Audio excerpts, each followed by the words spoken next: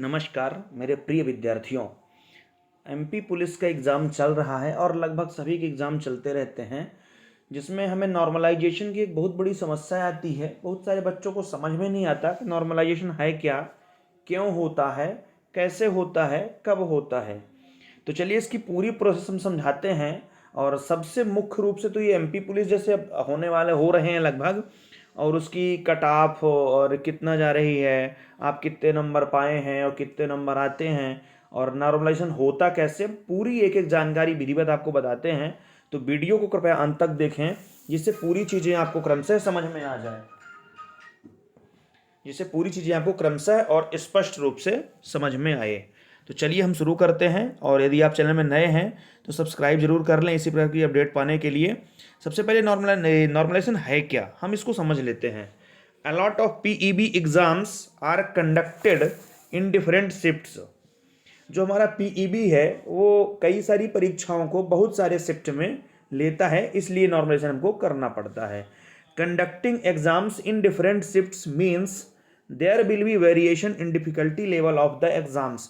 जब अलग अलग शिफ्ट में एग्जाम होते हैं तो उसका जो डिफिकल्टी लेवल है वो भी वेरी करने लगता है, इसी कारण से इसको हमें नॉर्मलाइजेशन करना पड़ता है। फिर नेक्स्ट है to cater this issue PEB undertake और नॉर्मलाइजेशन प्रोसेस, इसीलिए हमको इसे अंडरटेक करना पड़ता है, नॉर्मलाइजेशन की प्रक्रिया को हमें करवाना पड़ता है इसमें। फिर नेक्स्ट है it converts the raw marks of the candidates to scores according to the specifications prescribed in the rule book of the exam. और ये पूरी प्रोसेस आपको रूल बुक में भी हल्का समझा दी जाती है, और ये पीईबी के थ्रू हम आपको बता रहे हैं, वहीं से हमने देखा है उसको अच्छे से और आपको एनालिसिस करके बता रहे हैं। तो चलिए और आगे देखते हैं हम। जैसे हम आपको अब एग्जाम्पल दिखा रहे हैं, जैसे मान लीजिए कि एग्जाम्पल लिए हम प्रोपोर्शनेट स्कोर के लिए। सपोज करो कि हमने 10 सीरियल नंबर लिए क्रमशः है और हम 10 रोल नंबर लिए। ये चारों सेट ए वाले हैं, जिनमें चारों में क्रमशः सेट ए दिया हुआ है। इनका ओल्ड स्कोर था इतना। और सपोज करिए कि मान लीजिए क्वेश्चन कैंसल्ड हो गए, तो प्रोपोर्शनेट जो स्कोर है वो इतना हो गया, यानी इसका 85 था तो इसमें से इनका स्कोर हो गया 88.54। इनका 80 था तो 83.33 हो गया। अब ये कैसे होता है, क्यों होता है, ये हम आपको पूरा विधिवत समझा रहे हैं। जैसे सपोज करिए कि ओल्ड स्कोर 85 पाया था उन्होंने। ओल्ड स्कोर का मतलब आपने जब एग्ज़ाम दिया तो कंप्यूटर में आपने उस समय जो स्क्रीन में नंबर दिखता है वो आपने कितना पाया था। अब इसमें से जो ये 4 क्वेश्चन दिए हुए हैं ये कैंसिल हो चुके हैं। अब यानी कि जो आपके 100 क्वेश्चन थे तो वो आपके बचे अब क्वेश्चन 96। ध्यान से समझना थोड़ा सा। आपने कंप्यूटर में एग्ज़ाम दिया, जब एग्ज़ाम दिया तो उसमें आपने पाया 85 और 100 क्वेश्चन थे। 100 क्वेश्चन में 4 क्वेश्चन ऐसे थे जिन्हें पीईबी ने रिजेक्ट कर दिया, किसी कारणवश वो क्वेश्चन कैंसिल हो गए। अब जब 4 क्वेश्चन कैंसिल हो गए तो आपके टोटल क्वेश्चन बचे 96। यानी अब आपके जो मार्क निकाले जाएंगे, टोटल नॉर्मलाइजेशन किया जाएगा, वो 100 का नहीं 96 को ही 100% माना जाएगा। यानी 4 क्वेश्चन हटे और हमारे टोटल क्वेश्चन अब हो गए 96। अब जो भी हमारे क्वेश्चन मतलब मार्क्स निकाले जाएंगे वो 96 से निकाले जाएंगे। अब इसको आप देख सकते हैं, यहाँ पे 85 नंबर आपने पाया था, अब क्वेश्चन हो गया 90 से, वो मैक्सिमम मार्क हो गया 96 का। तो इसको हम आराम से 85/96 इंटू 100 करके निकाल लेते हैं, ये हो जाता है हमारा क्वेश्चन कैंसिलेट के हिसाब से। तो पहली बार ये समझ लें, यदि क्वेश्चन कैंसिल होते हैं तो भी हमको नॉर्मलाइजेशन करने की जरूरत पड़ती है। अब आगे देखते हैं हम कि दूसरी आवश्यकता क्या है। अब दूसरी समस्या ये है, सपोज करिए यदि ऑप्शन चेंज हो गए। ऑप्शन चेंज का मतलब जैसे 100 क्वेश्चन है उसमें जैसे आपने फर्स्ट का मान लीजिए सी सेलेक्ट करके आया, और जब आपने सेलेक्ट किया तो सी सही आंसर था या सी गलत आंसर था। तो जैसे मान लीजिए आपने 77 नंबर पाया, हम इस रोल नंबर की बात करते हैं 1009, इसका रोल नंबर है इतना। ये सब मानने के लिए आपको दिया हुआ पेपर सेट आपको कोई मतलब नहीं है। सपोज करिए कि आपने एग्जाम दिया और आपने 77 नंबर पाया, और जिस सब्जेक्ट में या जिस सेट में आप जहां पेपर दिए, सपोज करिए कि 2 ऑप्शन आपके चेंज हो गए। चेंज होने का मतलब ये है कि जैसे आप को कोई क्वेश्चन है उसके 4 ऑप्शन दिए हुए हैं, सपोज करिए कि उसका सी आंसर सही था और आपने सी में ही टिक लगाया तो वो नंबर आपको मिल गया था, लेकिन किसी कारणवश अब जब लास्ट आया तो वो पीईबी ने उस ऑप्शन को सी को चेंज करके उसका राइट आंसर ए मान लिया, तो 2 नंबर आपके वो माइनस हो गए और ये आ गया आपका 73 नंबर, सॉरी 75 नंबर। जैसे आपके पहला क्वेश्चन में ए बी सी और डी ये चारों ऑप्शन थे, आपने सी में टिक लगाया और सी सही आंसर भी था, लेकिन लास्ट टाइम पीईबी को किसी कारणवश सी ऑप्शन चेंज करके ए बनाना पड़ा राइट आंसर, तो ये जो आपका सी करके आए थे आप, ये गलत हो गया, इसी कारण से आपके 2 नंबर माइनस हो गए। अब जैसे मान लीजिए हमारे ये 1026 भाई साहब हैं, इन्होंने 73 मार्क्स पाया था, इनके भी 2 ऑप्शन चेंज हो गए। अब इनके 2 ऑप्शन कैसे चेंज हुए, इन्होंने सपोज करिए कि जैसे एक का ए बी सी डी ये 4 ऑप्शन थे, ये भाई साहब ने सी करके आए। अब सी करके आए तो जब इन्होंने कंप्यूटर में टिक लगाया था जिस वक्त, उस वक्त सी का ऑप्शन गलत था, लेकिन कुछ दिन बाद जब पीईबी ने देखा तो उसमें सुधार करके उसका राइट आंसर ए लगा दिया, तो उनको फिर वो 2 नंबर ऐड हो जाते हैं। तो इस प्रकार इनके 2 नंबर प्लस हो गए, यानी इन्होंने जो ऑप्शन लगाया था तो उस वक्त गलत था और इनका गलत हो गया था, लेकिन अब वो आंसर इन जो ये टिक लगाए थे वो सही मान लिया गया और ये उनके नंबर ऐड हो गए। तो ये 2 कंडीशन मुख्य रूप से आती हैं जिसमें हमें इसको स्कोर करना पड़ता है, नॉर्मलाइजेशन करना पड़ता है। इसको अच्छे से थोड़ा समझ लें एक बार और। जैसे आपने 77 नंबर पाए, आपने जो 2 ऑप्शन में टिक लगाया वो उस टाइम पे सही था जब आप कंप्यूटर में टिक लगाए थे, यानी जब आप एग्जाम दे रहे थे, और बाद में वो क्वेश्चन का ऑप्शन गलत हो गया, यानी बी सही था तो अब ए सही हो गया, इस प्रकार आपके 2 नंबर माइनस हो गए। और इसमें जैसे इन्होंने 73 मार्क्स पाया था उस टाइम पे जब कंप्यूटर में पेपर दे रहे थे, उनके बाद जो ऑप्शन इन्होंने किया था वो गलत हो गया, बाद में ये सही माना गया, तो उस हिसाब से इनके नंबर 2 बढ़ गए। अब चलिए हम आगे देखते हैं। फर्स्ट केस में क्या हुआ है, बिफोर की committee recommendation previously marked options for 2 questions by roll number 2009 were considered correct, were given 2 marks and the candidate got 77 marks। यानी जब कंप्यूटर ने उनको, जब उन्होंने हल किया था तो कंप्यूटर में उनके बताए हुए आंसर सही थे, लेकिन लास्ट में जब ऑप्शन गलत हुए तो उनके आंसर गलत हो गए, और जब गलत हो गए 2 नंबर माइनस हो गए। इस प्रकार ये 75 नंबर लौट आते हैं। अब सेकंड केस में क्या हुआ है, बिफोर की committee recommendation previously marked options for 2 questions by roll number 2026 were considered incorrect and were not be given 2 marks and the candidate got 73 marks। यानी जब इन्होंने, ये भाई साहब ने जब कंप्यूटर में पेपर दे रहे थे तो इनके 73 मार्क्स आए, अब वो 2 नंबर जो थे वो गलत हो गए। लास्ट में जब इनके आंसर सही किए गए तो ये इनका सही हो गया, तो 2 नंबर इनके ऐड हो गए और ये 75 में पहुंच जाते हैं। इस प्रकार ये है। नेक्स्ट देखते हैं हम। अब हम आपके पास एक एग्जाम्पल लेके और इसको अच्छे से समझाते हैं कि नॉर्मलाइज जो स्कोर है वो निकलता कैसे है। हम सपोज करिए आपके सामने 4000 बच्चों को लेकर बता रहे हैं। अब 4000 बच्चों में हमने 1000 का 10 सेट बनाया हुआ है, तो जैसे इसमें 10 सेट हैं, इसमें 1000 हो गए। ये 1000 बच्चे सेट 1 वाले हैं, इनको अच्छे से देख लें। अब सपोज करिए इनका इस पेपर सेट ये था, रोल नंबर ये था, सीरियल नंबर ये था, इनका जो प्रोपोर्शनिएट स्कोर था वो ये था। इस पर हम अगला भी दिखा देते हैं, फिर आगे चलते हैं। इनको अच्छे से देख लेंगे। फिर नेक्स्ट ये सेट सेकंड वाले हो गए और ये भी 1000 बच्चे हो गए सेट सेकंड वाले। इनके स्कोर जरूर अच्छे से देख लेंगे, यहाँ पे ऐसे स्कोर हैं। फिर ये नेक्स्ट सेट 3 वाले हो गए और ये भी 1000 बच्चे हो गए। ये इनके नंबर दिए हुए हैं यहाँ पे, मार्क्स कितना है इनका। फिर ये सेट 4 है। इस प्रकार ये टोटल 4000 बच्चे कंप्लीट हो गए, जो 4 अलग अलग सेट में दिए हुए हैं। उनका पेपर सेट दिया हुआ है, उनका रोल नंबर दिया हुआ है, उनका सीरियल नंबर दिया हुआ है, उनका ये प्रोपोर्शनिएट स्कोर दिया हुआ है। अब ये फॉर्मूला देख लें हम, नॉर्मलाइजेशन करते कैसे हैं। M Y I J is equal to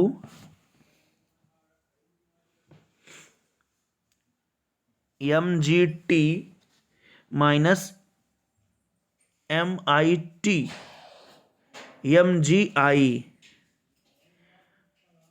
MGQ है, sorry, divided by MTI minus MIQ into MIJ minus MIQ plus MGQ।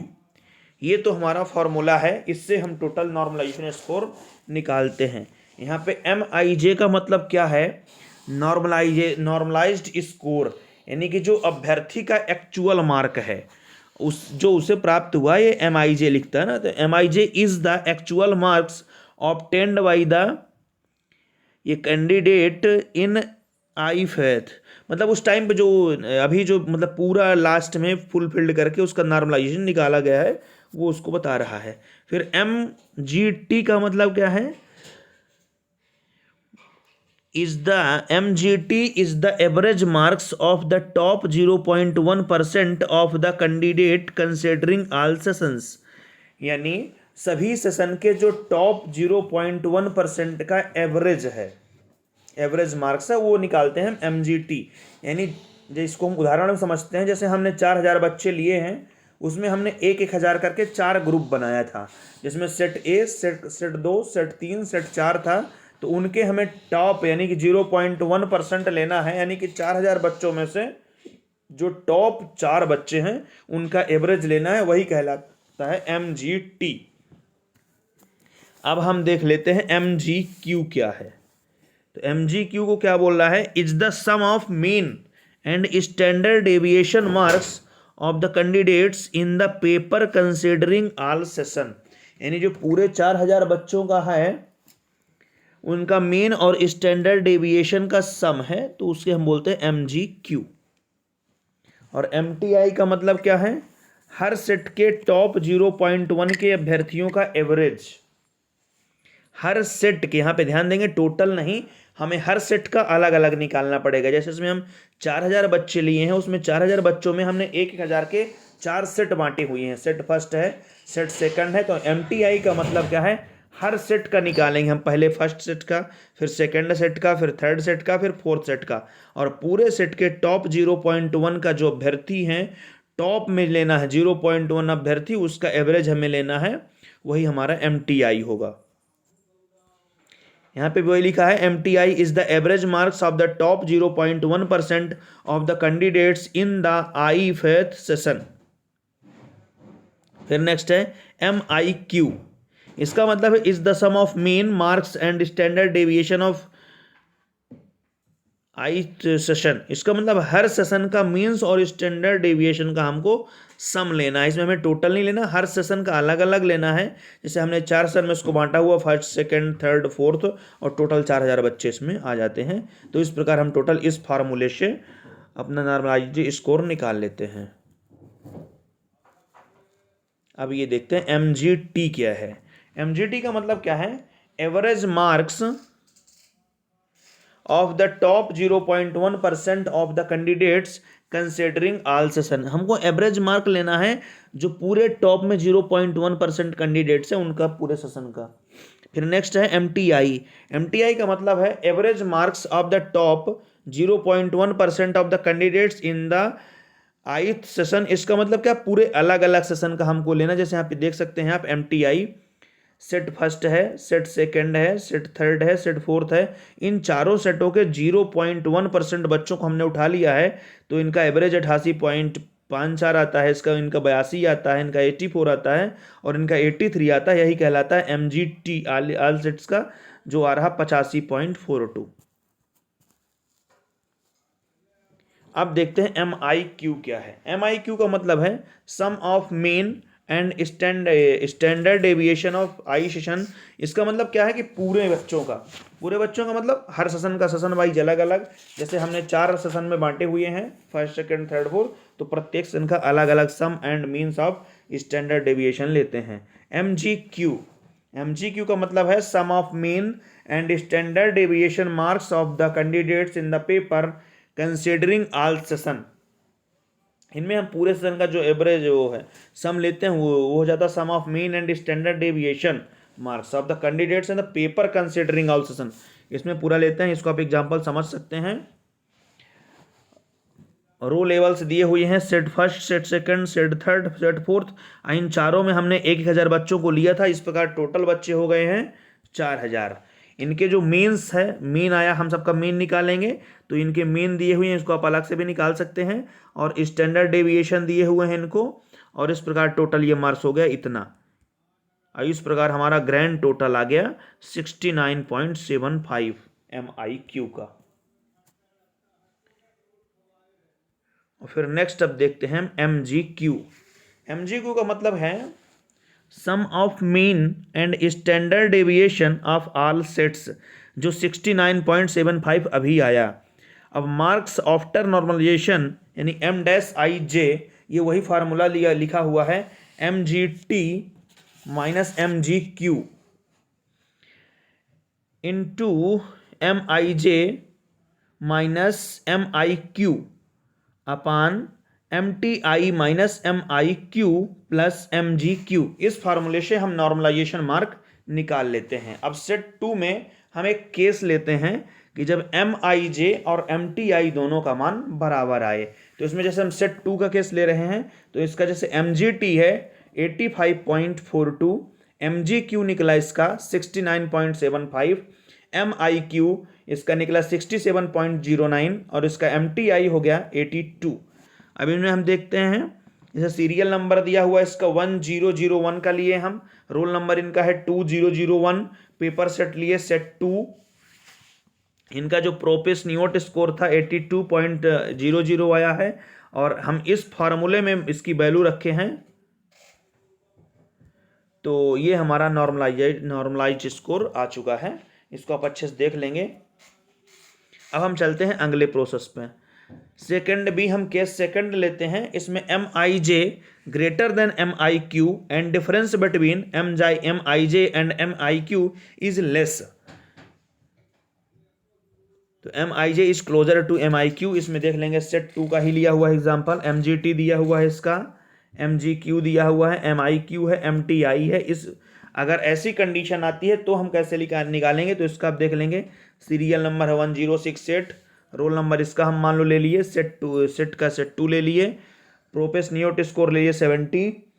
तो ये जो नॉर्मलाइज्ड स्कोर है इनका आ गया 72.80। हम इसी फार्मूले में जो ऊपर फार्मूला बताए हैं उसी में इसको रख के हम कैलकुलेट कर लेते हैं। इस प्रकार इसका नॉर्मलाइजेशन किया जाता है। आगे देखते हैं अब हम, एक सेकंड।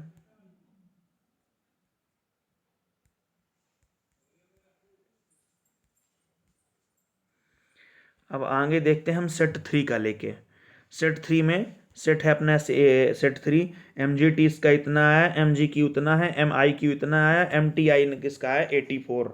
अब जब केस फर्स्ट लेंगे इसमें हम, तो MIJ greater than MIQ and difference between MIJ and MIQ is more. अभी तक लेस था, अब उसका जो अंतर है वो ज़्यादा आ रहा है।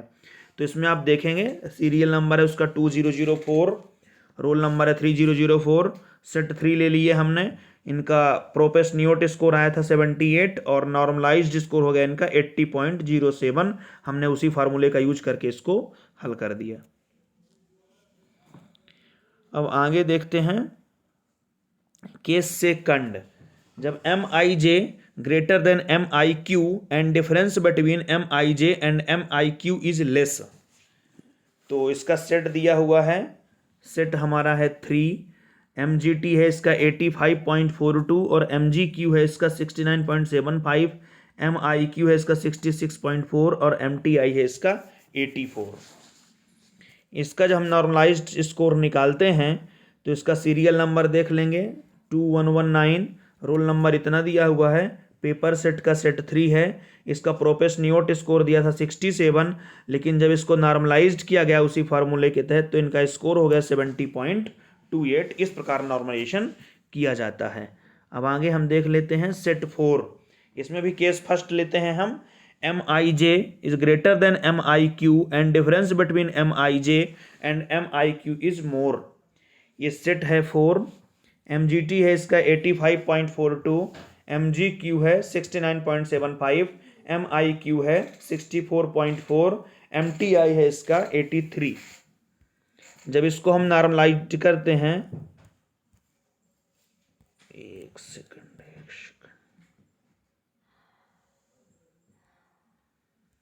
तो ये सीरियल नंबर है 3003 और रोल नंबर है 4003, पेपर सेट है 4, प्रोपेस न्यूट स्कोर है 79 और नॉर्मलाइज जब किए हम इसी फार्मूले के तहत तो इसका आया था 82.05। केस सेकंड देख लेते हैं इसी में। M I J greater than M I Q and difference between M I J and M I Q is less. तो इनका सेट है 4, एम जी टी है 85.42, एम जी क्यू है 69.75, एम आई क्यू है 64.4 और एम टी आई है 83। Roll number है 3124, roll number है 4124, पेपर सेट है 4, प्रोपेस्न्योट स्कोर था 65 और इनका नॉर्मलाइज्ड स्कोर हो गया 70.25। इस प्रकार हम उसी फार्मूले का यूज करके इसको निकाल लेते हैं। फिर देखते हैं हम 4 में सेट 1 केस फर्स्ट लेते हैं। इसमें M I J greater than M I Q and difference between M I J and M I Q is more. तो इसमें सेट दिया है 4, एम जी टी है 85.42 और एम जी क्यू है इसका 69.75, एम आई क्यू है 75.29 और एम टी आई है 88.54। सीरियल नंबर इनका 5 है, रोल नंबर 1005 है, पेपर सेट का सेट 1 है, प्रोपेस्न्योट स्कोर इनका था 87.5 और नॉर्मलाइजेशन हो गया इनका 84.19। इनका घाटा है, इसको देख लेंगे अच्छे से।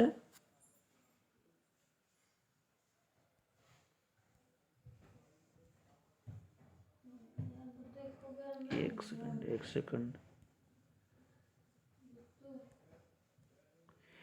65 से इनका 70.5 हो गया है और इनका हो गया है 87.5 से 84.19, यानी कि इनका घट गया है। अब नेक्स्ट हम देख लेते हैं केस सेकंड। तो M I J greater than M I Q and difference between M I J and M I Q is less. तो इनको देख लेंगे, तो इनका भी घट गया है और इनका काफ़ी डिफरेंस आया है। फार्मूला सब में उन्हें वही यूज़ है, 77.08 से ये 71.87 आ चुका है। इनका सीरियल नंबर इतना है, रोल नंबर इतना है, सेट इतना है, ये पूरे मार्क्स अलग अलग दिए हुए, इनको देख लेंगे अच्छे से और फार्मूले में रख के निकालेंगे तो इतना आ जाएगा। ये यहाँ पे कैलकुलेट किया हुआ है। फिर आगे देखते हैं हम, ये इकट्ठा पूरा कर दिया गया है। इसमें आप देख रहे हैं पहले जो रेड वाला है इनका पहले स्कोर था 83, यहाँ पे देख लेंगे आप, और इनका टोटल नॉर्मलाइजेशन हो गया है 85.42, यानी 2.42 का डिफरेंस आया है। और ऐसे येलो कलर में दिया हुआ इसमें माइनस में है, माने इनके जो पूरा स्कोर था उसमें माइनस हो गया है। इसी प्रकार ग्रीन में हुआ है। तो इस प्रकार करके हम पूरा टोटल निकालते हैं। तो दोस्तों मैं आशा करता हूं कि आपको वीडियो समझ में आया होगा। यदि एक बार में ना आए तो इसको 2 बार 3 बार अच्छे से देख लेंगे और एक आध एग्जाम्पल लेके कैलकुलेट कर लेंगे तो पूरी प्रोसेस क्लियर समझ में आ जाएगी। ये वीडियो पीईबी के वेबसाइट पर भी पड़ा हुआ है, तो वहाँ से भी आप एक बार अच्छे से और देख सकते हैं। यदि कोई प्रॉब्लम आती है तो बहुत बहुत धन्यवाद। ज़्यादा से ज़्यादा लोगों को शेयर कर दें और चैनल को सब्सक्राइब कर लें, जिससे पूरा जो आपका नोटिफिकेशन है और लेटेस्ट अपडेट है वो मिलती रहें और आपको कन्फर्म और तुरंत और सही से जानकारियाँ मिलती रहें। बहुत बहुत धन्यवाद।